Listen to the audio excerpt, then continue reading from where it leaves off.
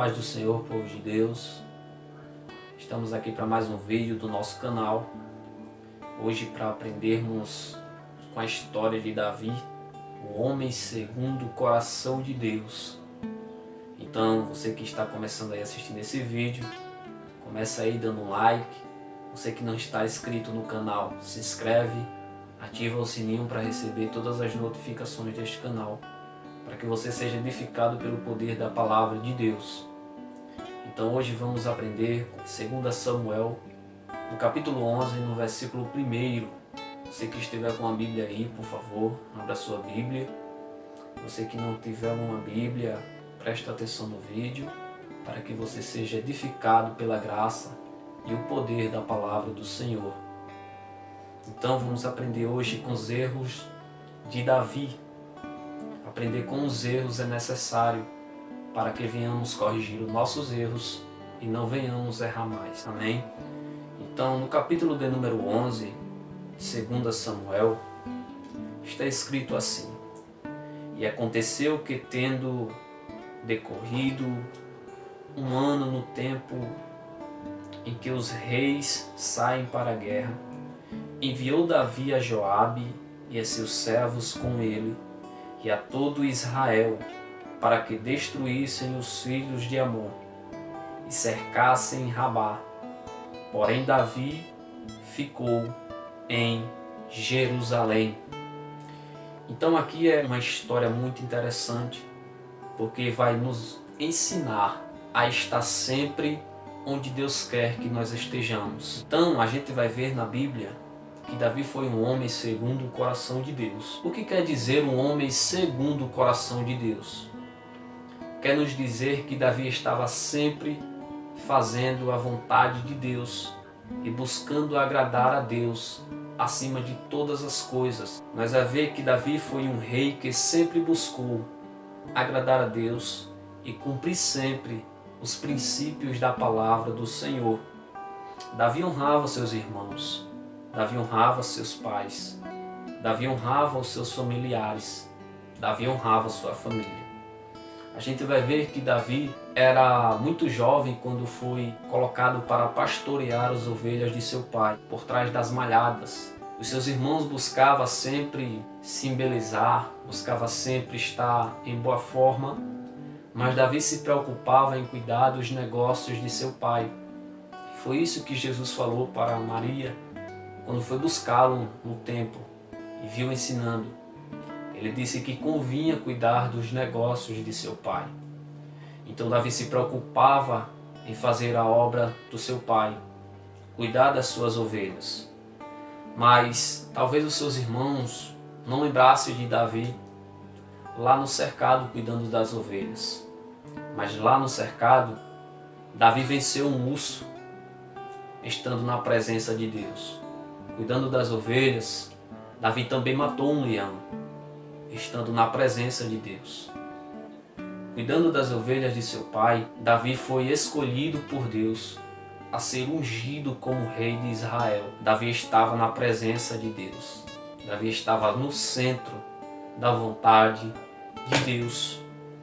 Mas quando a gente vai ver a história de Davi, a gente vai ver que Davi começa no capítulo de número 11 a sair da vontade, da presença de Deus.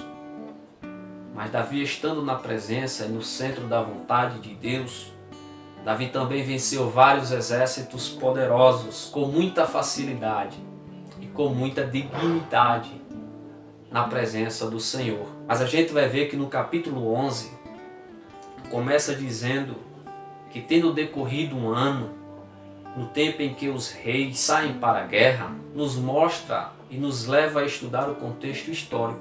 Nós vamos ver que nesse período era um período de verão, onde já as chuvas haviam passado e a terra, o solo estava mais firme, e aí ficava mais fácil para que os soldados com facilidade guerreassem. Então Davi, neste período, era para que ele estivesse com o seu exército lutando, guerreando, para vencer aquele exército. Mas neste ano a gente vai ver que Davi resolve ficar no palácio, descansando enquanto ele deveria estar com o seu exército no campo de batalha. Muitas das vezes, estar no campo de batalha e estando no centro da vontade de Deus é melhor do que estar em um lugar de descanso e prestes a perder e sair do centro da vontade de Deus.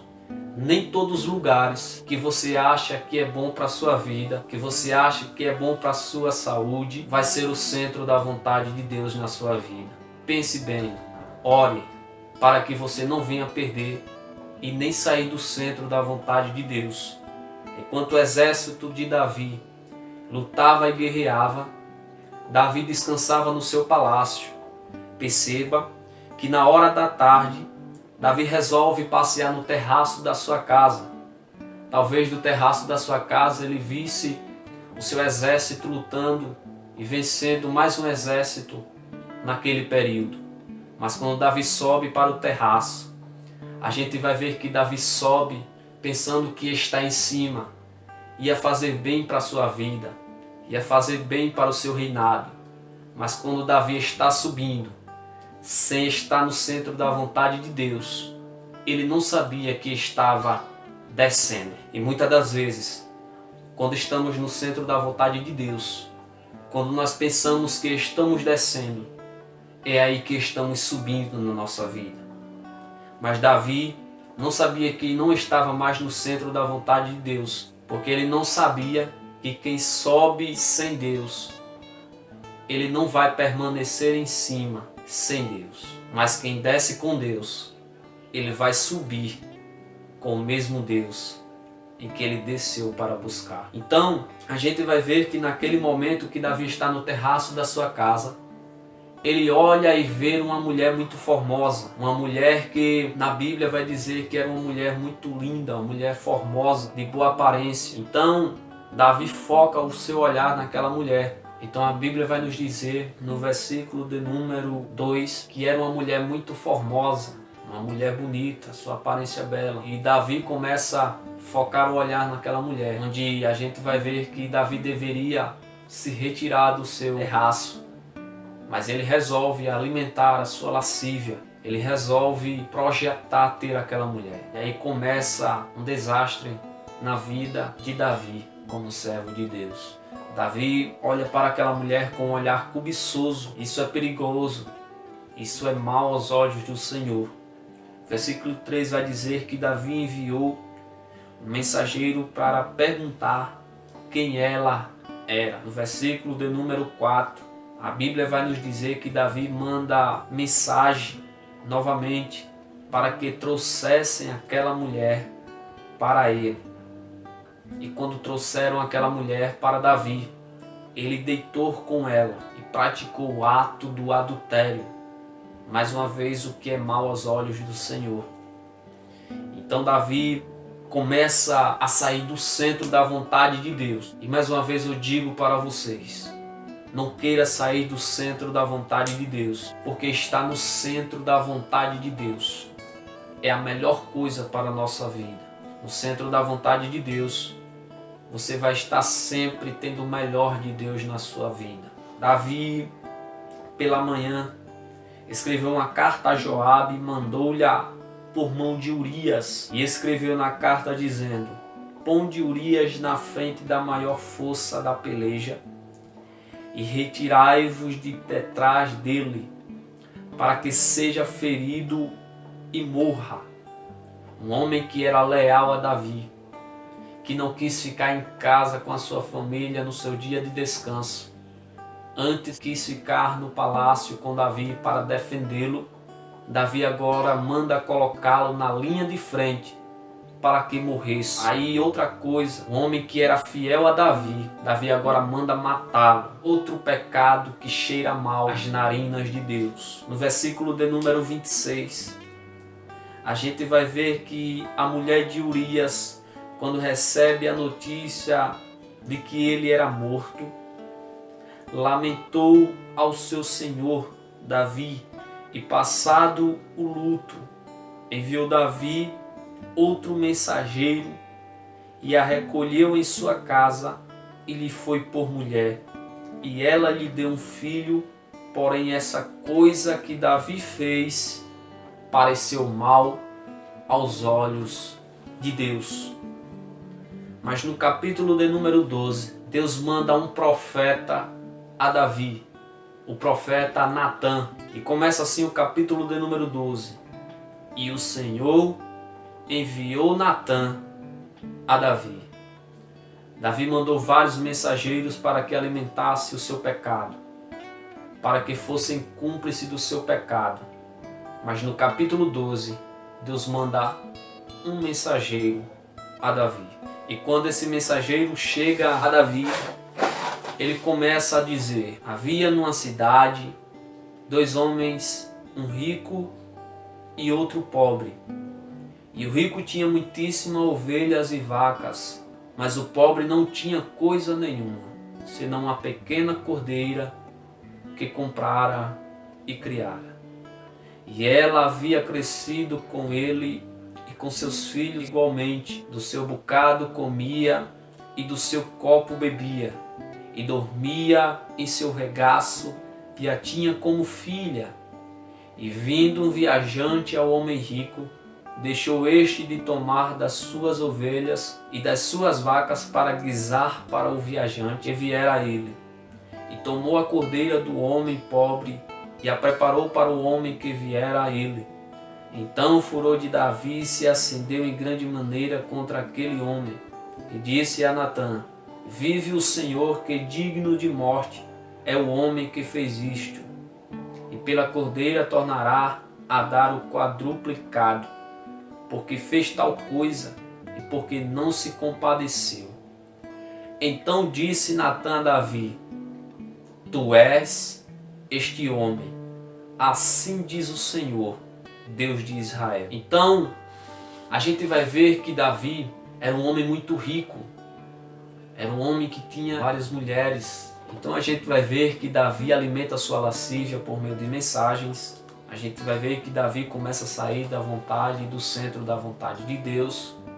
E Davi agora recebe uma mensagem de Deus através de um profeta. Muitas das vezes a gente recebe mensagens de Deus através de vários homens, profetas de Deus. Mas por causa do nosso pecado, muitas das vezes nós recusamos ouvir as mensagens de Deus. Mas Deus ouve todas as mensagens de Davi, as quais alimentaram o seu pecado e fez com que ele caísse no adultério. Mas uma mensagem de Deus basta na nossa vida. Quando a mensagem de Deus chega na vida de Davi, através do profeta Natã, Davi começa a ouvir aquela mensagem. Mas o que eu acho lindo em tudo isso é no capítulo de número 12, no versículo 7, o Senhor começa a falar com Davi, dizendo assim: eu te ungi rei sobre Israel, eu te livrei das mãos de Saul, e te dei a casa de teu senhor, e as mulheres de teu senhor em teu seio, e também te dei a casa de Israel e de Judá. E se isto é pouco, mas te acrescentaria tais e tais coisas. Por que, pois, desprezaste a palavra do Senhor, fazendo mal diante de seus olhos? A Urias o Heteu feriste a espada, e a sua mulher tomaste por tua mulher. A ele mataste com a espada dos filhos de Amon. Então a gente vai ver aqui que o Senhor fala para Davi que se ele achasse pouco tudo que o Senhor tinha feito na vida dele, ungido como rei, tirado de detrás das malhadas, de ter dado várias vitórias diante de vários exércitos poderosos, o Senhor pergunta a Davi se ele achou isto pouco, pedisse mais a ele, que ele daria muitas coisas para Davi, para que ele não viesse cair no adultério, na imoralidade. Mas Davi não dá crédito à palavra do Senhor. Mas quando o Senhor fala tudo isso para Davi, eu acho lindo que ele ouve a correção do Senhor Deus. O importante na nossa vida, muitas das vezes, para voltarmos a estar no centro da vontade de Deus, é ouvir as mensagens de Deus para a nossa vida. O que Ele está nos dizendo e nos perguntando. Davi, ele não foi um orgulhoso. Davi não foi um arrogante. Davi deu ouvido à voz do Senhor. E a Bíblia diz que aquele que confessa o seu pecado e deixa, este alcançará a misericórdia. Mas eu acho lindo que quando Davi ouve isto da boca do Senhor, lá em Salmos 51, a gente vai ver que Davi não manda mais mensageiros, não manda mais mensagens para que o seu pecado fosse alimentado. A gente vai ver que Davi pega o seu material, escreve uns salmos para Deus, fazendo uma oração. E esta oração começa assim: tem misericórdia de mim, ó Deus, segundo a tua benignidade. Apaga todas as minhas transgressões, segundo a multidão das tuas misericórdias. Lava-me completamente da minha iniquidade e purifica do meu pecado, porque eu conheço as minhas transgressões e o meu pecado está sempre diante de mim. Contra ti somente pequei e fiz o que a teus olhos é mal, para que sejais justificado quando falares e puro quando julgares. Eis que em iniquidade fui formado, e em pecado me concebeu minha mãe. Eis que amas a verdade no íntimo, e no oculto me fazes conhecer a sabedoria. Versículo 7. Purifica-me com esopo, e ficarei puro. Lava-me, e ficarei mais alvo do que a neve. Faze-me ouvir júbilo e alegria, para que gozem os ossos que tu quebraste. Esconde a tua face dos meus pecados, e apaga todas as minhas iniquidades. Cria em mim, ó Deus, um coração puro, e renova em mim um espírito reto. Não me lances fora da tua presença, e não retires de mim o teu Espírito Santo. Foi lindo esta oração de Davi. A oração de Davi é um exemplo muito grande para a nossa vida, para nós que somos cristãos. Basta somente a gente reconhecer o nosso erro, confessá-lo para Deus, para que Ele nos lave e não tire de nós o seu Espírito Santo. Amém? Que Deus nos abençoe, que Deus nos faça aprender com esta história, que nós venhamos aprender com os nossos erros, para que através dos nossos erros nós não venhamos errar mais. Que Deus nos abençoe e que Deus nos guarde, em nome de Jesus. Amém.